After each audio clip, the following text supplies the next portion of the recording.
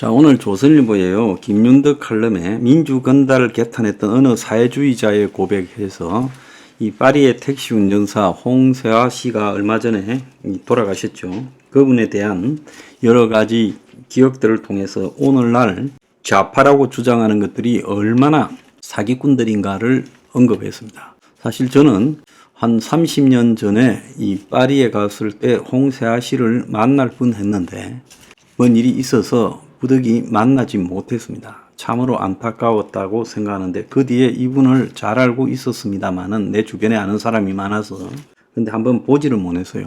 근데 홍세화 씨야말로 진정한 좌파였다. 저는 한국 사회가 우파로만 이루어져서는 안 된다. 순수하고 진정한 좌파도 있어서 견제해야 된다. 그래서 사회적 약자들을 좀 많이 대변해야 된다고도 생각을 합니다. 자, 그런 관점에서 봤을 때 지금 586이나 대권 가겠다고 하는 이재명 조국 그리고 친명이라고 주장하는 저전자들의 이 형태는 참으로 가소롭죠. 이재명이가 대장동에서 땅을 해먹은 부분을 홍세화 씨는 어떻게 생각할까요? 그리고 이재명이가 성남시를 온통 부동산 투기판으로 만드는데 일조한 부분, 조국이가 가족들이 펀드를 한 부분, 조국 마누라 정경심이가 빌딩주가 꿈이라고 한 부분, 그리고 자녀 스펙들을 조작한 부분, 조국 재산이 그야말로 수십억대, 이재명 재산이 수십억대인데 실제 재산은 그것보다 훨씬 많을 거라고 우리가 추정할 수 있죠. 자, 그래서 대선 떨어지고도 그래 국회의원 나서는 그 사이에 주식을 한 이재명을 어떻게 바라볼까? 그리고 고인했던 김남국이 고인왕이 다시 민주당에 복당한 것을 이 홍세화 씨는 어떻게 이야기할까? 그래서 홍세화 씨가 나름 톨레랑스라고 해서 적대적인 관점에서 분노를 표하는 게 아니라 관용을 앞세우면서 우리가 사회를 끊임없이 개혁시켜 나가야 된다라는 좌파예요. 그래서 홍세화 씨가 왜 좌파, 진보의 문제들에 대해서 저격을 했는지 이 김순덕 선임 기자가 물었어요. 자, 홍세화는 문재인 전 대통령이 부동산, 미투, 산업재해, 성소수자 등 불편한 질문에는 침묵하면서 국민청원 게시판으로 상소나 받는 임금님이라고 비판의 파장을 일으킨 바 있습니다. 자, 그러니까 좌파들이 들고 일어나서 파리로 돌아가서 운전이나 하라고 비판했지요. 자, 이 홍세화 씨는 집안에 좀 가슴 아픈 이 역사적 사연이 있습니다.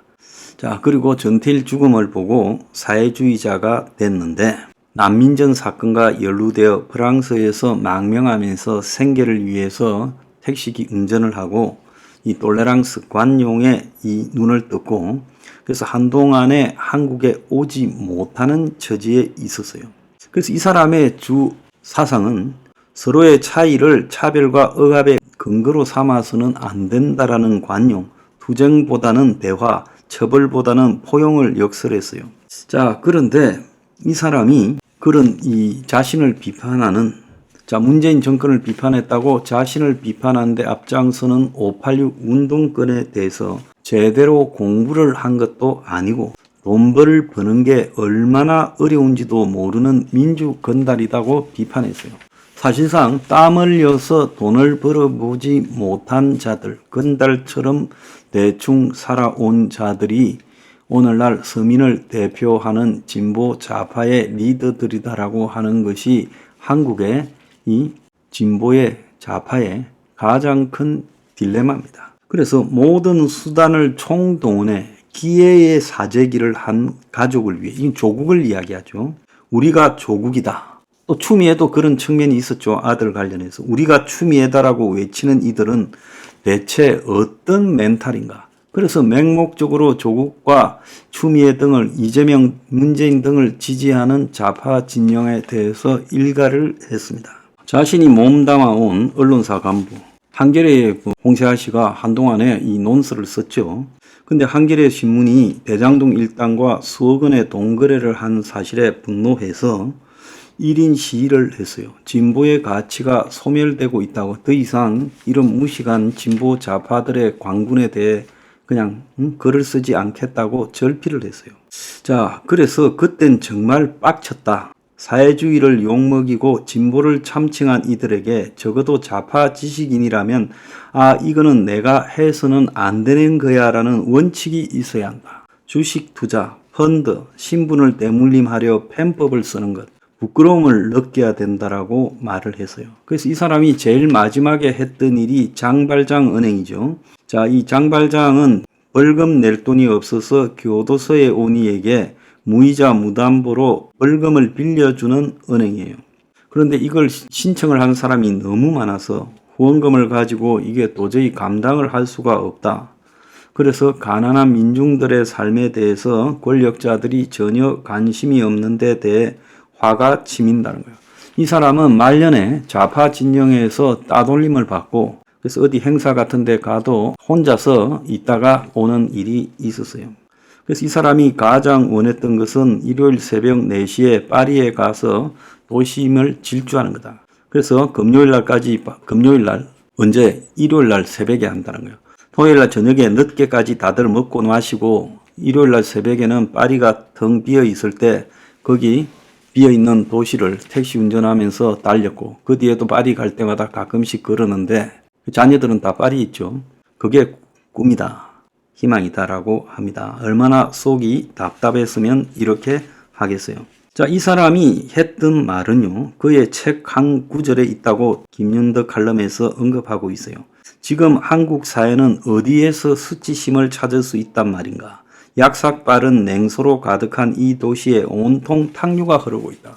저는 홍세아 같은 사람이야말로 한국에서 거의 몇 안 되는 두세 명 되는 진정한 진보 좌파 인물이고 존경받아야 된다라고 생각을 하고 그가 출세에 눈이 멀고 돈에 눈이 멀어서 기득권을 유지하기 위해 좌파인 척하는 이재명, 조국, 문재인을 보면서 그들이 사람으로 여겨졌겠습니까?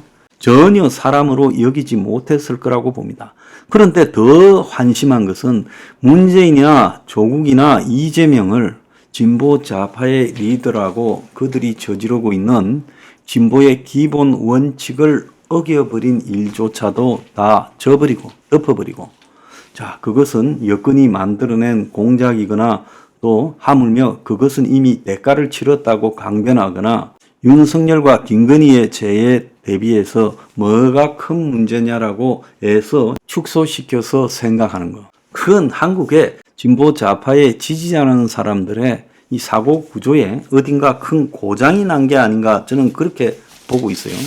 자, 이렇게 된 것은요, 독서와 관련이 있다고 봅니다. 사람들이 독서를 통해서 사고를 해야 되는데, 인터넷으로 검색한 몇 가지 짧은 글, 또 인터넷에 나오는 짧은 영상, 언론들이 중계하는 이재명, 조국, 문재인의 말들. 자, 이런 것들에 매몰되면서 한 해 551억 예산이 투입됐음에도 독서율은 30년새 반토막이 나가지고 작년에 성인 독서율이 역대 최저였다고 합니다.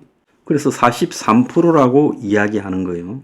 그래서 독서율이라는 것은 교과서, 수험서, 잡지, 만화를 제외한 종이책과 전자책, 오디오북을 한 권 이상 읽은 사람의 비율이라는 거예요. 그러면 우리나라 성인 10명 가운데 6명이 1년 동안 책 한 권 읽지 않았다는 거예요. 실제로 실상은 이것보다도 더 낮을 거라고 보고 있습니다. 그래서 책을 안 읽는 사회, 어지간한 책들은요, 좋은 책이 나와도 안 보죠. 그래서 출판 사업이 거의 맛이 가버렸습니다.